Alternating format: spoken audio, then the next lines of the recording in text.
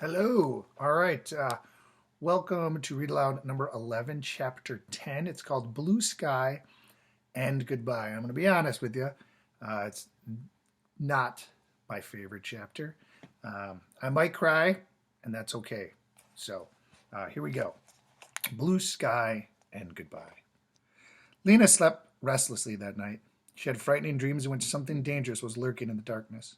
When the lights went on in the morning, she opened her eyes. Her first thought was of the door in the pipeworks, and then right away she felt a thud of disappointment, because the door was locked, and someone else, not her, knew what was behind it. She went in to wake Granny. "Time to get up," she said, but Granny didn't answer. She was lying with her mouth half open, breathing in a strange, hoarse way. "Don't feel too good," she finally said in a weak voice. Lina felt Granny's forehead. It was hot, her hands very cold. She ran for Miss Murdo, and after that to Cloven Square to tell Captain Fleary she would not be coming to work today. Then she ran to Oliver Street, to the office of Dr. Tower, where she banged on the door until the doctor opened it. Dr. Tower was a thin woman with uncombed hair and shadows under her eyes. When she saw Lina, she seemed to grow even more tired. "Dr. Tower," Lina said, "my grandmother is sick. Will you come?" "I will," she said, "but I can't promise to help her. I'm low on medicine. But come and look. Maybe she doesn't need medicine." Lina led the doctor a few blocks to her house, and when she saw Granny, the doctor said, "How are you, Granny Mayfleet?" she asked. Granny looked at the doctor blearily. "I think ill," she said. Dr. Tower laid a hand across her forehead. She asked her to stick out her tongue, and she listened to her heart and her breathing. "She has a fever," the doctor told Lina. "You'll need to stay home with her today. Make her some soup, give her water to drink. Put rags in cool water and lay them across her forehead." She picked up Granny's bony hand in a rough, reddish one. "What's best for you is sleep today," she said. "Your good granddaughter will take care of you." And all day that's what Lina did. She made a thin soup of spinach and onions and fed it to Granny a spoonful at a time. She stroked Granny's forehead, held her hand, and talked to her about cheerful things. She kept Poppy as quiet as she could. But as she did all this, in the back of her mind was the memory of the day of her father's illness, when he seemed to grow dim like a lamp losing power, and the sound of his breathing was like water gurgling through a clogged pipe. Though she didn't want to, she also remembered the evening when her father let out one last short breath and didn't take another one. The morning a few months later when Dr. Tower emerged from her mother's bedroom with a crying baby and a face that was heavy with bad news. In the late afternoon, Granny got restless. She lifted herself up on one elbow. "Did we find it?" she asked Lina. "Did we find it?" "Find what, Granny?" "The thing that was lost," Granny said. "The old thing that my grandfather lost." "Yes," said Lina. "Don't worry, Granny. We found it. It's safe now." "Oh, good." Granny sank back into her pillow and smiled at the ceiling. "What a relief," she said.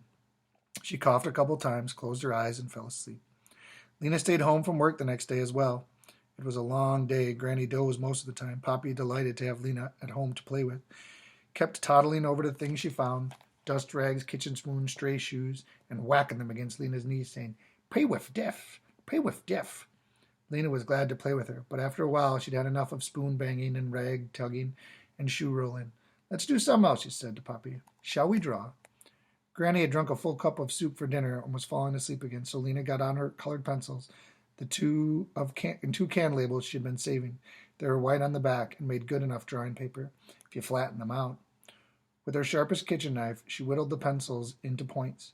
She gave green pencil, the one labeled to Poppy, and she herself took the blue pencil and smoothed out the other can label on the table. What would she draw? Taking hold of the pencil was like opening a tap inside her mind through which her imagination flowed. She could feel the pictures ready to come out. It was sort of pressure, like water in a pipe. She always thought she would draw something wonderful. What she actually drew never quite matched the feelings. It was like when she tried to tell a dream. The words never really captured how it felt. Poppy was grasping the pencil in her fist and making a wild scribble. Look it, she cried. "Lovely," said Lina. Then, without even a clear idea of what it was to be, she began her own picture. She started on the left side of the can label. First, she drew a tall, narrow box, a building. Then more boxes next to it, a cluster of buildings. Next, she drew a few tiny people walking on the street below the building. It was what she nearly always drew, the other city. And every time she drew it, she had the same frustrating feeling. There was more to be drawn. There were other things in the city that were marvels there, but she couldn't imagine what they were. All she knew was that the city was bright in a different way from Ember. Where the brightness came from, she didn't know. She drew more buildings and filled in the windows, doors, and put in street lamps. She added a greenhouse all the way across the paper. She drew buildings of different sizes. All the buildings were white, because that was the color of the paper. She set her pencil down for a moment and studied what she'd done. It was time to fill in the sky. In the pictures she had done with regular pencils, the sky was its true color, black, but this time she made it blue since she was using a blue pencil. Methodically, as Poppy scratched and scribbled beside her, Lina colored the space above the buildings, her pencils moving back and forth in short lines, until the entire sky was blue. She sat back and looked at her picture. Wouldn't it be strange, she thought, to have a blue sky? But she liked the way it looked. It would be beautiful, a blue sky. Poppy had started using her pencil to poke holes in her paper, and Lina folded up her own picture, took Poppy's away from her. Time for dinner, she said. Sometime deep in the night, Lina woke suddenly, thinking she'd heard something. She'd been dreaming. She lay still, her eyes open in the darkness. The sound came again, a weak, trembling call. Lina. She got up and started for Granny's room. Though she lived in the same house all her life, she still had trouble finding her way at night when the darkness was so complete. It was as if the walls had shifted slightly and the furniture moved to new places. Lina stayed close to the walls, feeling her way along. Here was her bedroom door. Here was the kitchen and the table. She winced as she stubbed her toe on one of its legs. A little farther, she'd come to the far wall and the door to Granny's room. Granny's voice was like a thin line in the dark air. Lina, come and help. I'm coming, Granny, she called. She stumbled over something, a shoe maybe.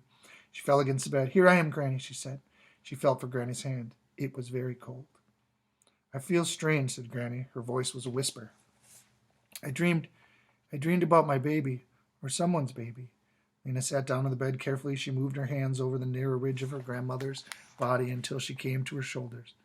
There were fingers tangled in long wisps of Granny's hair. She pressed a finger against the side of Granny's throat to feel her pulse, as the doctor had shown her. It was fluttery like a moth that was hurt itself and is flapping in crooked circles. Can I get you some water, Granny? Lina asked. She couldn't think what else to do. No water, Granny said. Just stay for a while. Lina tucked one foot underneath her and pulled part of the blanket over her lap. She took hold of Granny's hand again and stroked it gently with her finger. Ooh. For a long time, neither of them said anything. Lina sat listening to her grandmother's breathing. She would take a deep, shuddering breath and let it out, and then sigh. Then there would be a long silence before the next breath began. Lina closed her eyes.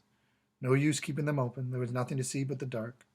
She was aware only of her grandmother's cold, thin hand and the sound of her breathing. Every now and then, Granny would mumble a few words, and Lina couldn't make out. And then Lina would stroke her forehead and say, Don't worry, it's all right. It's almost morning, though she didn't know if it was or not. After a long time, Granny stirred slightly and seemed to come awake. You go to bed, dear, she said. I'm all right now. Her voice was clear but faint. You go back to sleep. Lina bent forward until her head rested against Granny's shoulders. Granny's soft hair tickled her face. All right, then, she whispered. Good night, Granny. She squeezed her grandmother's shoulders gently. She stood up to a wave of terrible loneliness swept over her. She wanted to see Granny's face, but the darkness hid everything. It might still be a long time until morning, she didn't know. She groped her way back to her own bed and fell asleep into a deep sleep. And then hours later, the clock tower struck 6. The lights came on. Lina went fearfully into her grandmother's room. She found her pale and very still. All the life had gone out of her.